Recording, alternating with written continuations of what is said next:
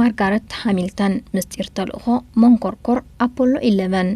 ማለት አፖሎ 11 ሰላምን ጥዕናን ንዓኹም ይኹን ኣብ ዝተፈላለዩ ኩርናዓት ዓለም ብምዃን መደባት ሲኔማ ሰመረ ትከታተሉ ዘለኹም ክቡራት ኣሕዋት ከምቲ ልሙድ ንዓኹም ይበቂዑ ዝበልናዮ መደባት ሒዝናልኩም መፂና ኣለና ናብ ሙሉእ ትሕዝትኡ የብለኩም ከም ዝፍለጥ ኣብ ታሪኽ ዳህሳስ ጠፈር ቀዳማይ ኣብ ወርሒ እግሩ ዘንበረ ጠፈረኛ ኣሜሪካዊ ኔይል ኣርምስትሮንግ እዩ ነዚ ምርምር ጠፈር ንምክያድ ምስ ካላዩ ጽዒናቶም ብ20 ሓምለ 1969 ኣብታ ፕላኔት ዝዓለበት መንኮርኮር ጠፈር ከዓ አፖሎ 11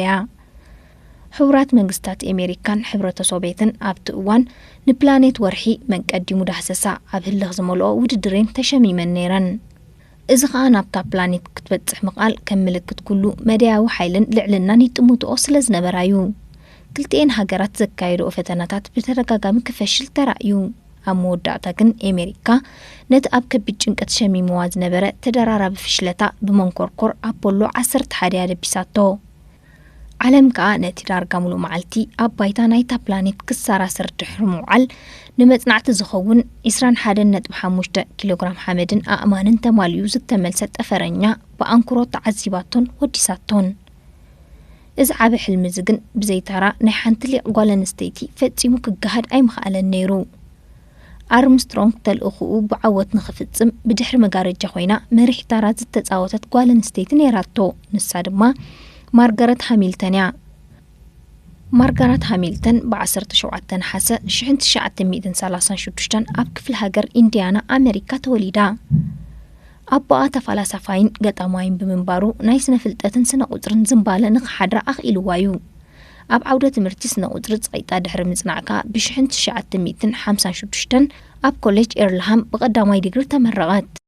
ድሕሪ ዝዋላ እኳ ናይ ማስተርስ ዲግሪ ትምህርቲ ክትቅጽል መዲባ እንተነበረት በዓል ቤታ ኣብ ዩኒቨርሲቲ ሃርቫርድ ሕጊ የጽንዕ ብምንባሩ ቅድም ንሱ ክውድእ ኣለዎ ኢላ መደባ ኣወንዘፈቶ ብሕፅረት ገንዘብ ካብ ትምህርቲ ንኸይሰናኸል እውን ስራሕ መምህርኛ ጀመረት ድሕሪ ግዜ ማርጋሬት ናይ ስነ ቁጽሪ ትምህርታ ኣብ ዩኒቨርሲቲ ብራንዴይስ እንተቐጸለት ኢላ ናብ ከተማ ቦስተን ከዓዝ ቅድም በዓል ቤታ ትምህርቲ ክውድእ ስለ ዝነበሮ ግን ሕጂ እውን ንዕኡ ንምሕጋዝ ክትብል ስራሕ ኣቐደመት ብ1960 ኣብ ቤተ ፈተነ ናይ ኢንስቲትዩት ቴክኖሎጂ ማሳቹሴትስ ብግዛውነት ተቆጸረት እቲ ስራሕ ኩነታት ኣየር ኣብ ምትንባይ ዝሕግዝ ሶፍትዌር ምምዕባል ነበረ ድሕሪ ናይ ሓደ ዓመት ስራሕ ማርጋሬት ኣብቲ ቤተ ፈተነ ናይ ፈለማ ወተሃደራዊ ስርዓተ መከላኸሊ ነፈርቲ ንኣሜሪካ ከማዕብል ኣብ ዝተበገሰ ሰሚ ኣውቶማቲክ ግራውንድ ኢንቫይሮንመንት ዝተሰመየ ፕሮጀክት ምስ ካልኦት ክኢላታት ከም ነዳፊ ሶፍትዌር ኮይና ክሳብ 1963 ክትዓዩ ባብ ተራሕወላ ድሕሪ ብዙሕ ጻዕርን ድኻምን ከዓ ንነፈርቲ ውግዕ ሕብረተ ሶቪየት ብፍላይ ነተን ኒኩለሳዊ ቦምብ ክሽከማ ዝኽእላ ስትራቴጂያውያን ነፈርቲ ብርሑቕ ኣብ ምልላይ ዝሕግዝ ምስ ራዳር ተተሓሒዙ ዝሰርሕ ፍሉይ ሶፍትዌር ኣማዕበለት በዚ ዝተመሰጡ ሊቃውንቲ ናይቲ ኢንስቲትዩት ማርጋሬት ኣባል ናይቲ ንበረራዊ ተልእኾ መንኮርኮር አፖሎ 11 ዘገልግል ሶፍትዌር ንምምዕባል ዝሸባሸብ ዝነበረ ብኣስታት 400 ፍሉጣት መሃንደሳት ዝቖመ ጉጅለ ክትከውን ዕድማ ኣቕረቡላ ማርጋሬት ምስ ጉጅለ ኮይና ነቲ ስራሕ ድሕሪ ምጅማራ ንውሕ ከይጸንሐት ዳይሬክተርን ተቆጻጻሪት ናይቲ ፕሮጀክት ክትከውን ተመዘዘት ኣብቲ እዋን ብዛዕባ ምህንድስና ሶፍትዌር ማለት ሶፍትዌር ኢንጂነሪንግ ይኹን ኮምፒውተር ሳይንስ ዘስተምህራ ኣብያተ ትምህርትታት ስለ ዘይነበራ ንባዕለቱ ሶፍትዌር ዝብል ቃል ወይ ድማ ኣምር እውን ስለ ዘይነበሮም እቶም ብማርጋሬት ሃሚልተን ዝምርሑ ሊቃውንቲ ነቲ ዝተዋህቦም ዕማም ካብ ውልቃዊ ተመክሮኦም ተበጊሶም ክውን ክገብርዎ ዝጽዕሩ ነይሮም ሽዑ ማርጋሬት ነቲ ምስ ብጾታ ኮይና ትደኽመሉ ዝነበረት ሶፍትዌር ናይ ምምዕባል ስራሕ ኮምፒውተር ኢንጂነሪንግ ዝብል ስም ሃበቶ ኩሎም መሳርሕታን ሓለፍቲ ናይቲ ዩኒቨርሲቲን ግን ነዚ ምስ ሰምዑ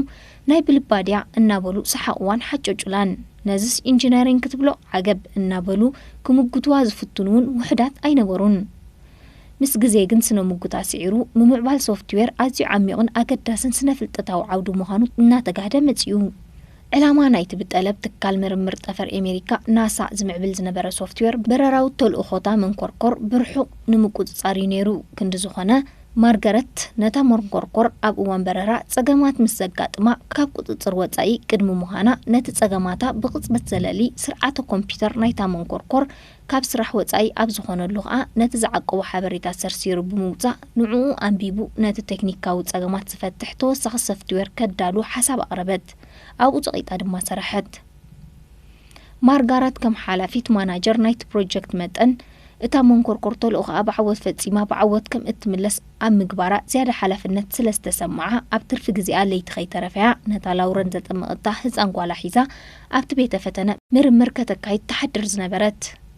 ላውረን ተግባራት ኣዲኣ ፀወታ ኮይኑ ስለዝስምዓ ዝነበረ ኣብ ጎና ኸይና ንዘት ዝገበረቱ ክትደግም ህርድግ ትብል ነበረት ሓደ ምሸት ማርገረት ኣብቲ ቤተ ፈተነ ከም ኣመላ ደኒና ምርምር እናካየደት ከላ ላውረን ኣብቲ ኮምፒውተራዊ መቆጻጸሪ ገለ ነገር ጠወቐት እቲ መቆጻጸሪ ብኡንብኡ ግብ ኢሉ ብምጥፋእ ስሩሕ ቋረጸ በቲ ኩነታት ዝሰንበረት ማርገረት ጠንቁ ንምፍላጥ መርመራ ኣካየደት እቲ መቆጻጸሪ ኣካል ማለት ኮማንድ ሞዱል ኣብ በረራ እንከሎ ላውረን ብዘይፍላጥ ነቲ ናይ ቅድመ በረራ ፕሮግራም ጠዊቓ ናብ ስራሕ ከም ዘእተወቶ ኣረጋገጸት ሽዑ ኣብ ኣእምሮኣ ሓደ ሓሳብ ብልጭ በላ ንሱ ድማ ኣብ እዋን በረራ መንኮርኮር ኣፖሎ 11 እቲ ጠፈረኛ ካብዘይ ምስትውዓል ከምዚ ዓይነት ጌጋ ምስ ዝፍጽም ዕጩን ዕጫታ መንኮርኮርን ጥፍኣት ከም ዝኸውን ክበርሃላ ካለ እቲ ምኽንያት እቲ ናይ ቅድመ በረራ ፕሮግራም ዝኽፈት ከቢድ ጽዕነት ፈጢሩ ንኹሉ እቲ ናይ ጉዕዞ ጠፈር ኮምፒውተራዊ ሓበሬታ ስለ ዝድምስሶዩ በዚ ኸኣታ መንኮርኮር ካብ ቁፅጥር ወጻኢ ወይ ድማ ፋሉል ኮይና ክትሕንበብ ትጅምር ማለት እዩ ማርገረት ኣብ እዋን በረራ ከምዚ ዓይነት ሓድጋ ንኸይጋጥማ ዝከላኸል ተወሳኺ ሶፍትዌር ንምዕባል ኣድላዩ ምዃኑ ንሓለፍቲ ናሳ ርእይቶኣ ኣቕረበትሎም ንሶም ግን ሶፍትዌራት ምብዛሕ ጸገማት ምርባሕ ማለት እዩ ብምባል ንርእይቶኣ ተሓሰምዎ ኣብ ክንድኡ ኣብ እዋን በረራ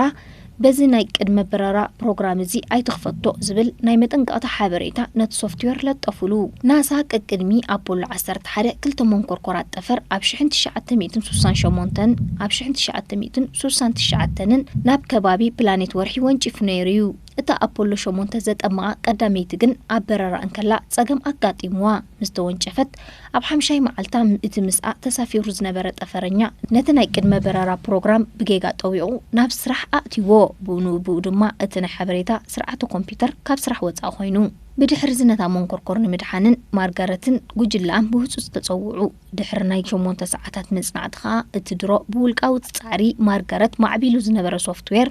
ነቲ ዝጠፍእ ሓበሬታ ደልዩ ብምርካብ ጸገማ ከም ዝፈትሖ ገበረ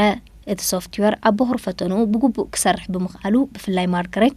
ልዑል ሓጎስን ኩርዓትን ፈጠረላ ድሕሪ ዝናሳ ነታ ቀዲሙ ዝተሓሰሞ ምኽርን መምርሒታትን ማርጋረት ብምልኣት ተቐበሎ ናሳ ኢንስቲትዩት ቴክኖሎጂ ማሳቹሴትስ ማርጋረት ሃሚልተንን ነታ ዝጽበይዋ ዝነበሩ ዓባይ ዕለት 20 ሓምለ 1969 ሰዓት ኣኺሉ ደበኽበለት ኣብቲ ዕለት መንኮርኮር ኣፖሎ 11 ንጠፈርተኛታት ኔል ኣርምስትሮንግን ቡዝ ኣልድሪንን ኣሳፊራ ካብ መሬት ንቒላ ናብ ወርሒ ኣምርሐት ግዳ ኣብ ጉዕዞኣ ሓያል ጸገማት ኣጋጠማ ኣብ ባይታ ናይ ወርሒ ክትዓልብ ሂደት ደቃይቕ ምስ ተረፋ ድማ ተልእኾኣ ክብርዕን ምዃኑ ዘመልክት ሓያለ ናይ ኮምፒውተር መጠንቀቕታ ኣላርም ከተስምዕ ጀመረት እቲ ጸገም ግን ናይ ሶፍትዌር ዘይኮነስ ብጉጉይ ኣገባብ ተገጣጢሙ ዝነበረ ናብ ራዳር ናይታ መንኮርኮር ጸዓት ዝልእኽ መሳርሒ ነይሩ መህንደሳት ናሳ ተልእኾታ መንኮርኮር ከይፈሽል ኣብ ከቢድ መዋጥር ተሸመሙ የግዳስ ሽዑውን ብማርጋረትን ብጾታን ዝተማህዘት ሶፍትዌር ዳ ኣድሓና እቲ ብሓደ ግዜ ዝተፈላለዩ ዕማማት ከም ዝዓመም ኮይኑ ዝተዳለወ ሶፍትዌር ብመንገዲታ ምስታ መንኮርኮር ዝተጋጣጠመ ካልእ ሶፍትዌራት ኣቢሉ ነቲ ጸገም ኣለልዩ ባዕሉ ስጉምቲ ብምውሳድ ክፈትሖ ከኣለ ብድሕሪዚ እቲ ኣብ ካብ ቁፅፅር ወፃእ ክትከውን ተቐሪባ ዝነበረት መንኮርኮር ብሰላም ኣብ ወርሒ ዓለበት መህንደሳት ናሳ ነዚ ምስ ተዓዘቡ ብወሳነ ኣበርክቶ ናይቶም ኣሽሓት ሕንጻጻት ኮዳት ዝሓዘ ሶፍትዌርን መሃዝቱን ምሕር ተመሰጡን ተደሰቱን ኣብ መወዳእታ ኸኣ ናሳ ነቲ ሶፍትዌር እንተላይ ኣብ ፕሮጀክት ስካይ ላይቭ ናይ ፈለማ መደበር ጠፈር ኣሜሪካ ክጥቀሙሉ ወሰኑ ማርጋረት ኣብቲ ሞያ ምህንድስና ብደቂ ተባዕትዮ ጥራይ ተባሂትሉ ዝነበረ እዋን ክኢላ ምህንድስና ሶፍትዌር ምዃና ኣመስኪራ ጥራይ ዘይኮነስ ሕብራት መንግስታት ኣሜሪካ ነተቐዳመይቲ መተሓላለኽታ ዝነበረት ሕብረተሰብ ቀዲማ ኣብ ወርሒ ክትረግጹን ኣኽኢላታያ ኣብ መፋርቕ 1970ታት ማርጋረት ንኢንስቲትዩት ቴክኖሎጂ ማሳቹሴትስ ገዲፋ ኣብ 1976 ድማ ምስ ካልኦት መህንደሳት ተሻሪኻ ሃየር ኦርደር ሶፍትዌር ዝተሰምየ ኣብ ምምዕባል ጌጋታት ዝከላኸል ሶፍትዌር ዝነጥፍ ኩባንያ ኣቆመት ክሳብ 1984 ከም ማናጀር ኮይና መራሓቶ ኣብ 1986 ግን ማርጋረት ነዚ ኩባንያ ዝጠንጢና ሃሚልተን ቴክኖሎጂስ ዘጠመቐቶ ካልእ ተመሳሳሊ ሶፍትዌር ኣብ ምምዕባል ዝነጥፍ ናይ ባዕላ ኩባንያ መስረተት ማርጋሬት ኣብ ምምዕባል ሶፍትዌር ኣፖሎ ብዝገበረቶ ፍሉይ ኣበርክቶ ካብ ዝተፈላለዩ ወገናት ብዙሕ ሽልማት ውሒዝላዩ ገለ ካብኡ ኣብ 2013 ካብ ናሳ ወርቂ መዳልያን ብዙሕ ገንዘባዊ ሽልማት ተበርኪትላ እቲ ገንዘባዊ ሽልማት ናሳ ኣብ ታሪኹ ንውልቀ ሰባት ካብ ዝሃቦም ሽልማት እቲ ዝበዝሐ ነይሩ ኣብ 2016 እውን መዳልያ ናጽነት ዝበሃል ዝኸበረ ሽልማት ኣሜሪካ ካብ ኢድ ፕሬዝደንት ኣሜሪካ ነበር ባራክ ኦባማ ተቐቢላ ማርጋሬት ሃሚልተን ነቲ ኣብ ፈለማ 30ታት ዕድሜኣን ከላ ዝበገሰቶ ዓውዲ ምህንድስና ሶፍትዌር ሎሙን ብደረጃ ዓለም ናብ ኣስታት $1 ትሪልዮን ዝግምገም ርእሰ ማል ዘለዎ ደርማስ ኢንዱስትሪ ኮይኑ ይርከብ እዛ በዓልቲ ፍሉይ ዝና ጓል ኣንስተይቲ ኣብዚ እዋን እዚ ጓል 85 ዓመት እናሓጎ ኮይና እኳ እንተላ ነቲ ኣብ ማሳቹሴትስ ተደኮነ ደርማስ ትካላ ንምምዕባል ሓኾትኮት ካብ ምባል ግን ኣዕረፈትን ዝኸበርኩም ተኸታተልትና ሎሚ ዝበልናዮ ትሕዝቶ እዚ ዝሰማዕኩሞ እዩ ነይሩ በዚ መደብ ዓጊብኩም ክትኮኑ እናተመነና ኣብ ቀጻሊ ብኻልእን ሓድሽን ትሕዝቶ ክሳብ ንመጸኩም ፀጽቦ ንዓኹም ይኹን